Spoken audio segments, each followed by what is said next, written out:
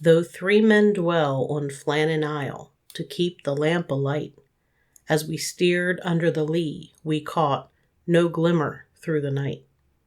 Aye, though we hunted high and low, and hunted everywhere, of the 3 men's fate we found no trace of any kind in any place, but a door ajar, and an untouched meal, and an over-toppled chair. Flannan Isle, Wilford Wilson Gibson.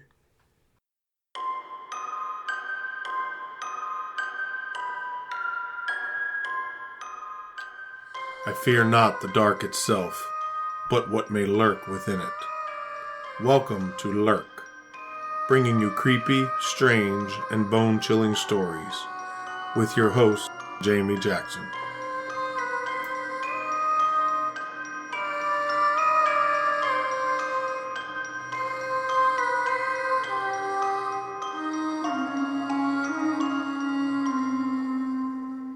Hey lurkers, welcome to this week's episode, where we chase the eerie, the mysterious, and the downright unsettling.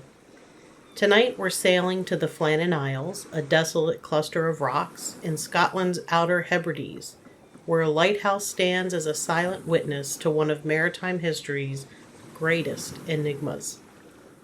In December 1900, 3 keepers, James Ducat, Thomas Marshall, and Donald MacArthur, vanished without a trace, leaving behind a scene that haunts us to this day. Was it the wrath of the sea, a human hand, or something beyond our understanding? Grab your lantern, brace for the storm, and let's unravel the Flannan Isle Lighthouse mystery. It's December 1900. And we're on Eilean Moor, the largest of the Flannan Isles. Really, Eilean Moor means Big Island in Gaelic, 20 miles west of the Isles of Lewis in the Outer Hebrides. These islands, known as the Seven Hunters, are barren, windswept, and battered by the North Atlantic's fury. Sheer cliffs rise 150 feet from the sea, and the only inhabitants are seabirds and the occasional sheep brought by shepherds, who, according to local lore, never stayed overnight, fearing spirits that haunted the isle. Named after a 7th century Irish bishop who built a chapel here, Eilean Moor is steeped in mystique. Sailors feared the Flannan Isles. Numerous ships had foundered on the jagged coastlines because the coast was often hidden by dense fog. In the aftermath of these shipwrecks, the contents of the ship and the bodies of victims littered the shores in the vicinity. Eilean Moor is named after Flannan Mac Tortlebeg, an Irish saint who lived in the 7th century and was the son of an Irish chieftain, Torloch of Thomond. He made a pilgrimage to Rome, where Pope John IV consecrated him as the first bishop of Killaloe, of which he is the patron saint. Saint Flannan built a chapel on the island, and in death he was said to regard Eilean Moor as his own. For centuries, shepherds used to bring sheep to the island to graze, but would never stay the night, fearful of the spirits that were believed to haunt it. A sinister, watchful presence was said to reside there. Although the island seemed the perfect place to establish a congregation, the worshippers believed in the island's supernatural powers. It was a place that many still believe was a place of fairies. The Hebrides were once believed to be the home to a race of tiny, pixie-ish men, and Lewis was known as the Pygmy Isle. On early Ordnance Survey maps, it is called Lucroban, apparently a variation of leprechaun. Because of its reputation and the superstition surrounding it, the locals adopted rituals, such as circling the church on your knees. It was said there was a definite aura that undeniably shrouded the island. According to a history of Scotland's Western Isles written in 1695, quote, "These remote isles were places of inherent sanctity, and there was a custom that when you arrived on the island, You would uncover your head and make a turn sunways around, thanking God for your safety. There were reports of human sacrifices at Callanish on nearby Lewis, a place that has standing stones, from around 3000 BC. A ring of slabs surrounding a central monolith with an avenue running north and single rows extending south, east, and west. It's older than Stonehenge. While it was most likely an astronomical observatory, it was probably also a place of ritual activity. Aylin Moor's 39 acres has a rocky, grassy landscape with little vegetation. It faces harsh weather with frequent storms damaging structures. Atop the island's highest point stands the Flannan Isles Lighthouse, a 75-foot tower designed by David Allen Stevenson, son of Treasure Island author Robert Louis Stevenson. Construction occurred between 1895 and 1899 by George Lawson of Rutherglen for £1,899, including the building of the landing places, stairs, and railway tracks. All materials had to be moved up the 45-meter or 148-foot cliff directly from supply boats. A further 3,526 pounds was spent on the shore station on the Isle of Lewis. The purpose of the railway tracks was to help transport provisions for the keepers and paraffin fuel for the light on the lighthouse. It burned 20 barrels of paraffin a year, which had to be carried up steep gradients from the landing places using a cable hauled railway. A small steam engine powered this in a shed next to the lighthouse. A track came down from the lighthouse in a westerly direction and then curved around to the south. In the approximate center of the island, it forked using a set of hand-operated points called Clapham Junction, named after the railway junction in central London. One branch continued in its curvature to head eastwards to the East Landing Place, on the southeast corner of the island, forming a half circle, while the other, slightly shorter, branch curved back to the west to serve the West Landing, situated in a small inlet on the island's south coast. The lighthouse was a marvel of engineering. When the lighthouse was built, locals in the Flannans warned that the intrusion would unleash St. Flan's wrath. David Allen Stevenson warned the National Lighthouse Board that there is little protection from the Atlantic swell, which is seldom at rest. The lighthouse's beacon, first lit on December 7, 1899, guided ships through treacherous waters. According to the Northern Lighthouse Board, the NLB, who are the general lighthouse authority responsible for the waters surrounding Scotland and the Isle of Man, quote, "Our mission as a general lighthouse authority is to deliver in the most sustainable, practical, reliable, efficient, and cost-effective aids to navigation service for the benefit and safety of all mariners." Lightkeepers were divided into two grades, principal lightkeeper and assistant lightkeeper. Their primary duties were to keep the light and fog signal in perfect working order. At night, keepers took turns watching in the light room to ensure the light was working correctly. The hours for this varied depending on the type of station. During the daytime, all keepers cleaned, painted, and generally kept the premises clean and tidy. At rock stations such as the Bell Rock or Skerryvore, there were 6 lightkeepers, 3 on the rock and 3 having a spell ashore, and 4 at mainland fog signal stations. The life of a lightkeeper could be lonely, except in those cases where the lighthouse station was situated near a town or village. At rock and relieving stations, the keepers were especially isolated. They were on duty at these stations for 4 weeks, followed by 4 weeks ashore. The families lived in houses at the shore station, which were provided for them.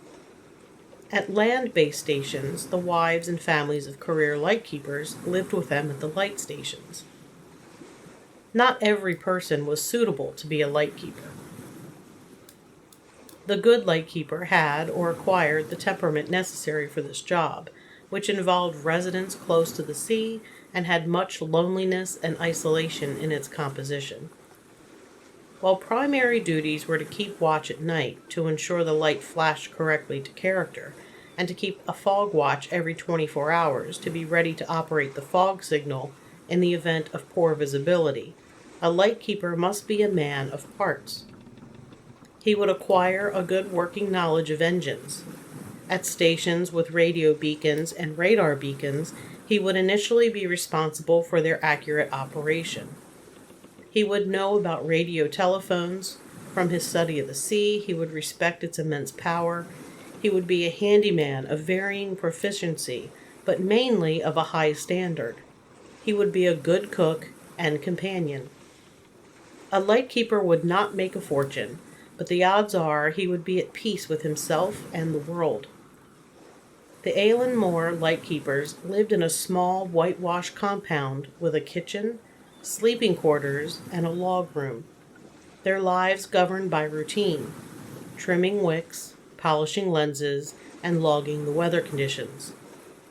The three keepers we're going to talk about were seasoned men. The lighthouse should have had 4 staff members, but one, William Ross, was away due to sickness, and another, Joseph Moore, was on shore leave. James Ducat, 43, was the principal keeper, a 20-year veteran with a wife and 4 children. He was born on the 11th of August, 1856, to James Ducat and Louisa Ducat. He had entered the service of the Commissioners of Northern Lighthouses on November 21, 1878, at the age of 22, and had served in a number of different lighthouses. His longest duration was at Rhinns of Isle Lighthouse for 7 years and 9 months, and by the time he reached the Flannan Isles, he had been promoted in April of 1896 from assistant lightkeeper to principal. James married Mary Grierson on June 9, 1882, at Hutton Place in Edinburgh. Although James does not appear to be descended from lightkeepers, Mary certainly was, with both her father John and Uncle Robert working at different lights. In 1881, a year before her marriage, Mary was living with her Uncle Robert Grierson at number 1 Inchkeith Light, and James Ducat was living at number 2 with his sister and niece. Most likely this is where they met before marrying in 1882. Thomas Marshall, 40, the second assistant, was known for his reliability. He was a large man, seen as a gentle giant by locals. Marshall was the assistant lightkeeper and had entered the service of the NLC on April 27, 1896, at 27 years of age. His entry in the lightkeeper's registers note that he was previously a seaman, an occasional lightkeeper when resident on Ailsa Craig. Donald MacArthur, who had signed up earlier that year as an occasional lightkeeper, was called in to help Ducat and Marshall while William Ross was sick. He was a local tailor who had served in the Royal Engineers and was said to have a nasty temper. MacArthur was an occasional keeper and was not recorded in the registers. Ducat had not wanted to be stationed on Eilean Mor. He may have had a premonition about the place. In 1990, his daughter, 98-year-old Anna Ducat, gave an interview to the Times in which she recalled her father's reluctance to take the post.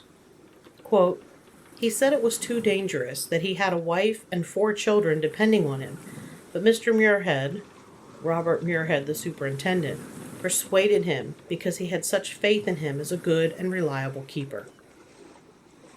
On the day he left for the last time, he stopped to give each of his children a kiss. "I always wondered if he had some kind of premonition that he would never see us again," his daughter said.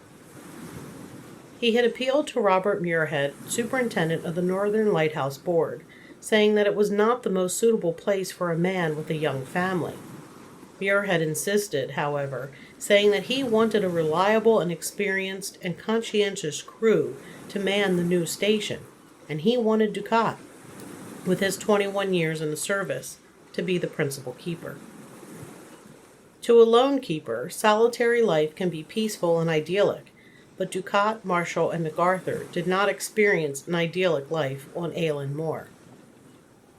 To survive, they were required to raise and slaughter their own sheep and poultry, grow their own vegetables, and catch their own fish.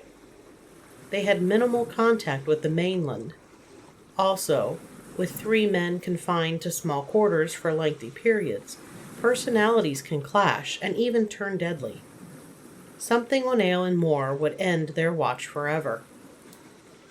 On December 15, 1900, the transatlantic steamer Arctur sailed past the Flannan Isles en route to Leith from Philadelphia. As it navigated stormy seas, the crews noticed the lighthouse was dark, no beacon cutting through the night.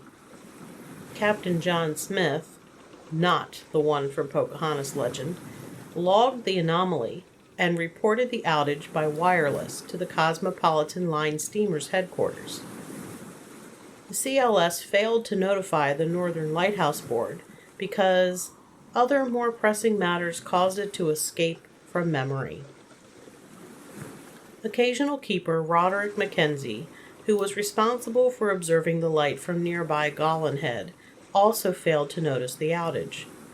The Arctur docked in Leith 3 days later, and the report reached the NLB, raising alarm.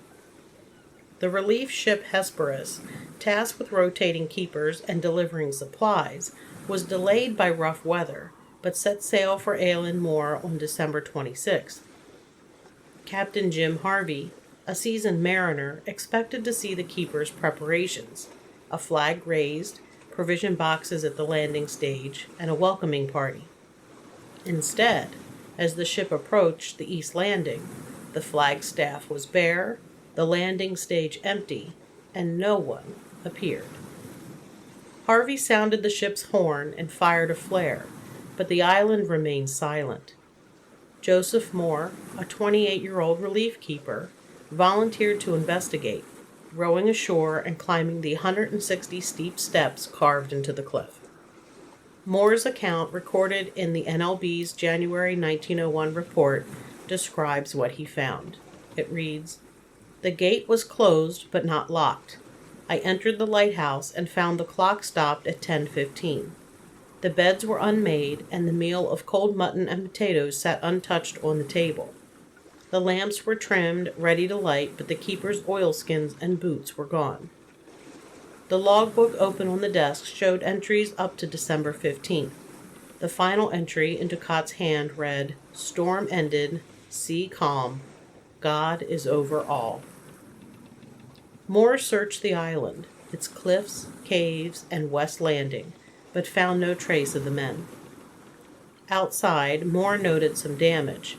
A 200-pound iron box used to secure landing ropes was dislodged from its concrete base 60 feet above sea level. Iron railings at the west landing were bent, and a rock had fallen from the cliff, scattering debris. The lighthouse itself was intact, with no signs of flooding or structural failure. Moore returned to the Hesperus, shaken, and Harvey signaled the Northern Lighthouse Board.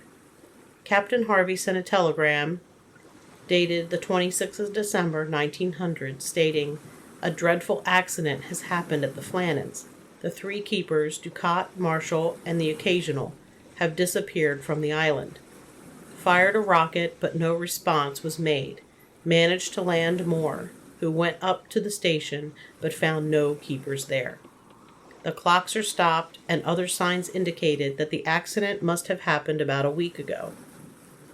Poor fellows, they must have been blown over the cliffs or drowned trying to secure a crane or something like that.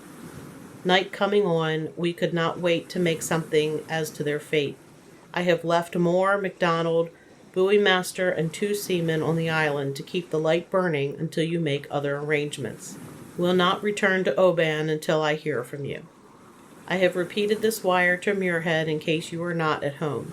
I will remain at the telegraph office tonight until it closes, if you wish to wire me." Reluctantly, Moore agreed to stay and tend the light, given that the keepers could not be located when the Hesperus left the island. It's not difficult to imagine how scary the following nights were for him, alone in the light room, listening to the wind howling all around as the revolving lamp cast shadows. Moore later wrote on December 28, 1900, "Sir, it was with deep regret I wish you to learn the very sad affair that has taken place here during the past fortnight, namely the disappearance of my two fellow lightkeepers, Mr. Ducat and Mr. Marshall, together with the occasional keeper, Donald MacArthur, from off this island. As you are aware, the relief was made on the 26th. That day, as on other relief days, we came to anchorage under Flannan Isles, and not seeing the lighthouse flag flying, we thought they did not perceive us coming. The steamer's horn was sounded several times, still no reply. At last Captain Harvey deemed it prudent to lower a boat and land a man if it was possible. I was the first to land, leaving Mr. McCormick and his men in the boat till I should return from the lighthouse. I went up, and on coming to the entrance gate I found it closed. I made for entrance door leading to the kitchen and storeroom, found it also closed, and the door inside that, but the kitchen door itself was open. On entering the kitchen, I looked at the fireplace, and saw that the fire was not lighted for some days. I then entered the rooms in succession, found the beds empty, just as they left them in the early morning. I did not take time to search further, for I only too well knew something serious had occurred. I darted out and made for the landing. When I reached there, I informed Mr. McCormick that the place was deserted. He, with some of the men, came up a second time, so as to make sure, but unfortunately the first impression was only too true. Mr. McCormick and myself proceeded to the light room, where everything was in proper order. The lamp was cleaned, the fountain full, blinds on the windows, etc. We left and proceeded on board the steamer. On arrival, Captain Harvey ordered me back again to the island, accompanied with Mr. McDonald, the buoy master, A. Campbell, and A. Lamont, who were to do duty with me till timely aid should arrive. We went ashore and proceeded up to the light room and lighted the light in the proper time that night and every night since. The following day we traversed the island from end to end, but still nothing to be seen to convince us how it happened. Nothing appears touched at East Landing to show that they were taken from there. Ropes are all in their respective places in the shelter, just as they were left after the relief on the 7th. On West Side, it is somewhat different.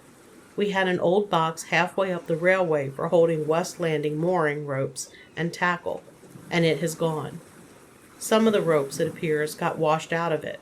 They lie strewn on the rocks near the crane. The crane itself is safe.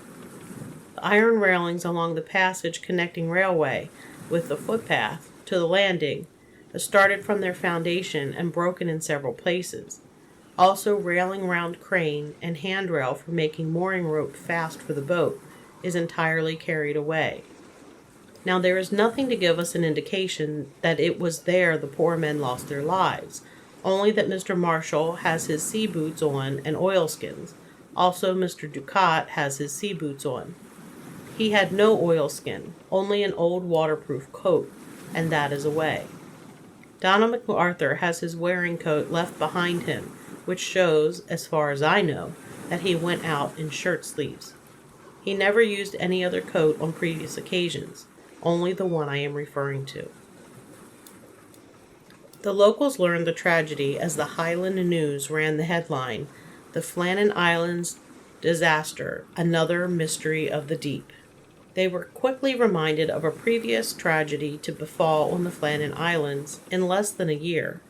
One man fell to his death from the lantern gallery, and 4 men drowned when their boat overturned approaching the landing at Eilean Mor.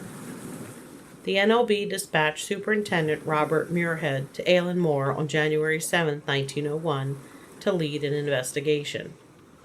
Robert Muirhead had visited the lighthouse at the beginning of December and found nothing unusual. He said, "I have the melancholy recollection that I was the last person to shake hands with them and bid them adieu." His report, preserved in Northern Lighthouse Board archives, is a cornerstone of the case. Lighthouse condition. The interior was orderly, with lamps polished, wicks trimmed, and oil reserves full, indicating the keepers maintained duties until their disappearance. Logbook entries from December 12th to 15th described a severe storm. On December 12th, Marshall wrote, "Gale north by northwest. Sea lashed to fury. Never seen such a storm." Muirhead immediately noticed that the last few days of entries were unusual. On the 12th of December, Thomas Marshall, the second assistant, wrote of "severe winds, the likes of which I have never seen before in 20 years." He also noticed that James Ducat, the principal keeper, had been very quiet, and that the third assistant, William MacArthur, had been crying. On December 13th, Ducat noted, "Storm still raging, wind steady, cannot go out." Strangely, there were no reported storms in the island area during that period. The weather was said to be calm, and the storms only hit the island on December 17th. What is also mysterious is that William MacArthur was an experienced mariner and lighthouse man, known on the mainland as a strict sort. Why would he be concerned about a storm, even a bad one? The last record left by the men was on the morning of December 15th, 1900, chalked on the slate where they noted weather conditions and their daily activities, including trimming the lighthouse lamp, filling its oil fountains, and cleaning the giant lenses. Nothing amiss was mentioned, but the fact that the lighthouse had not been operational that evening strongly implied that this was the last day they disappeared. The final log entry said, "Storm ended, sea calm.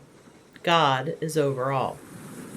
After reading the logs, Muirhead's investigations turned to the oil-skinned coat left in the entrance hall. Why had one of the lighthouse keepers left the warmth to venture outside without his coat in the freezing winter temperatures? Furthermore, why did all three lighthouse staff leave their posts simultaneously when the rules and regulations strictly prohibited it? As far as external damage, the west landing showed signs of extreme force. Railings twisted, a crane damaged, and the iron box moved. Muirhead estimated waves of at least 60 feet to cause such disruption. Robert Muirhead's report notes read, "The iron railings round the crane platform and from the terminus of the tramway to the concrete steps up from the west landing were displaced and twisted. A large block of stone weighing upwards of 20 hundredweight had been dislodged from its position higher up and carried down to the left on the concrete path. A life buoy fastened to the railings along its path, to be used in case of emergency, had disappeared, and I thought at first that it had been removed for the purpose of being used, but it was evident that the force of the sea pouring through the railings had, even at this great height, 110 feet above sea level, torn the buoy off its ropes. There were no signs of violence. The lighthouse showed no evidence of a struggle or foul play. The keeper's personal belongings, including Ducat's pipe and Marshall's journal, were untouched. With Moore's knowledge of the lightkeeper's working clothes, Muirhead could guess that they had made their way to the landings. When the accident occurred, Ducat was wearing sea boots and a waterproof, Marshall sea boots and oilskins, and as Moore assures me that the men only wore these articles when going down to the landings, they must have intended when they left the station either to go down to the landings or the proximity of it. Muirhead concluded that a rogue wave, a rare and massive swell, swept the keepers away while they were outside, possibly securing equipment at the west landing. He speculated that one keeper was caught by the wave and the others rushed to help, only to be overwhelmed. The Northern Lighthouse Board adopted this explanation, citing the storm's intensity and the island's exposed position. However, no bodies, clothing, or wreckage were ever found, and the theory raised questions. Why were all three outside during a storm, and why was there no distress signal? This was considered by most to be the likely scenario, although it was not fully endorsed by the Northern Lighthouse Board. In a violent storm, 3 experienced keepers would not have ventured outside for any reason. The board also noted that while a furious gale was pounding the islands on December 12th and 13th, it had calmed considerably on the 14th. They acknowledged, however, that rogue waves several feet high following Atlantic storms were not uncommon. Researcher Richard Wilson disputed this theory. He noted, "Considering the rule that a lighthouse should not be left unmanned, all 3 men would not be out at the same time unless the last man was called to some dire emergency." But if such an emergency had indeed been discovered at the West Landing, how could the last man, occasional keeper Donald MacArthur, have been summoned to it? Neither visual signal nor cried out sound would have reached him. The West Landing was too far away and obscured from sight.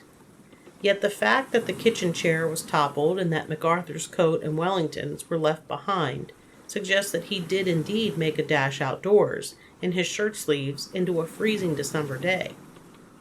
But if he were in such a hurry, why did he then bother to shut the doors and the gates behind him? While no one witnessed the disappearance, several accounts provide the critical context. Captain John Smith, Arctur, December 15, 1900, ship's log. Passed Flannan Isles at 11:30 p.m. Lighthouse unlit, despite heavy seas. Noted for report to NLB. This was the first indication of trouble, suggesting the keepers were already missing or incapacitated. Joseph Moore, relief keeper. NLB report, January 1901. I found the door ajar, the clock stopped, and the keeper's oilskins missing. The logbook was open, and the last entry said the storm had ended. I searched every inch of the island, but found nothing. It was like they'd been plucked away. Captain Jim Harvey, Hesperus. NLB report, December 26, 1900. No flag, no boxes, no keepers. The island was silent. We fired flares and sounded the horn, but no response. Something was terribly wrong. Fishermen and crofters reported strange lights near the Flannans during the storm, and some claimed to hear wailing carried by the wind. The logbook itself, though not a witness statement, is a key artifact. Entries from December 12th to 15th describe the storm's ferocity, with Marshall noting on December 14th, MacArthur praying, "Cannot go out. Sea like a cauldron." The calm final entry on December 15th contrasts sharply, deepening the mystery. The Flannan Isle mystery has sparked numerous theories, each grappling with the sparse evidence. The Northern Lighthouse Board's official theory, supported by Muirhead, posits a freak wave swept the keepers away. The damaged railings and dislodged box suggest extreme wave action, but critics argue experienced keepers would avoid such risks. A 2015 study by the University of Edinburgh estimated waves in the Outer Hebrides would reach 100 feet, supporting this hypothesis. Some speculated dispute among the keepers led to murder or suicide. MacArthur, known for a temper, was a temporary replacement, but no evidence of violence was found. A 1901 rumor suggested Ducat and Marshall killed MacArthur and fled, but their families dismissed this as absurd. Alan Moore's folklore, rooted in St. Flannan's Chapel and shepherds' tales of otherworldly presences, fueled paranormal theories.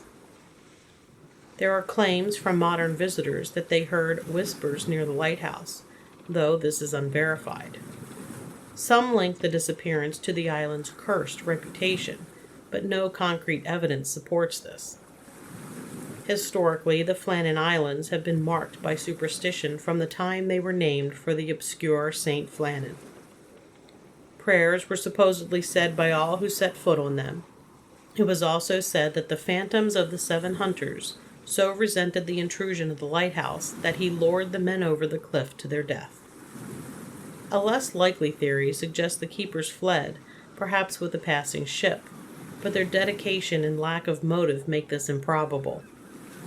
Piracy was rare in 1900, and no valuables were taken. Theories proposed a kraken or extraterrestrial intervention. Still others speculated that a giant marauding bird had snatched them.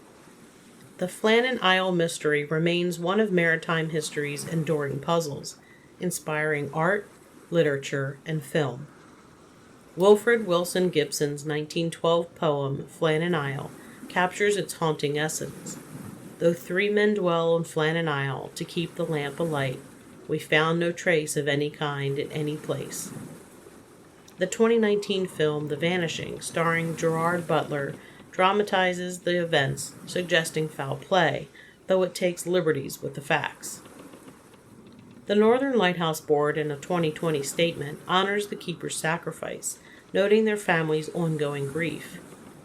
The lighthouse, automated since 1971, still operates, its beam a silent tribute to Ducat, Marshall, and MacArthur. Eilean Moor is accessible by boat, but its cliffs and weather deter most visitors. Those who venture there, like a 2023 expedition, describe an oppressive atmosphere, with some claiming to hear footsteps or see fleeting shadows. The mystery's cultural grip endures. What happened on Eilean Moor? The rogue wave theory is the most grounded, backed by physical damage and oceanographic data, yet it feels incomplete.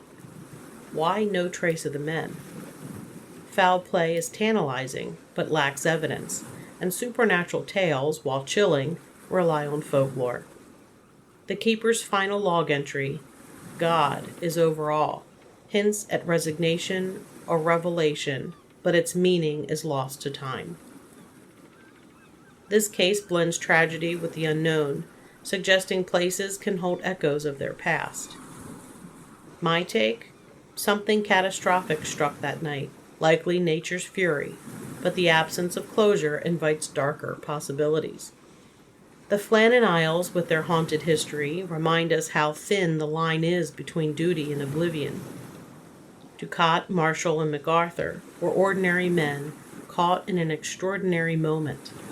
Their fate a warning of the sea's power, and perhaps something more. The Flannan Isle Lighthouse mystery is a haunting puzzle, where facts and folklore collide, leaving us to wonder what claimed 3 lives in 1900.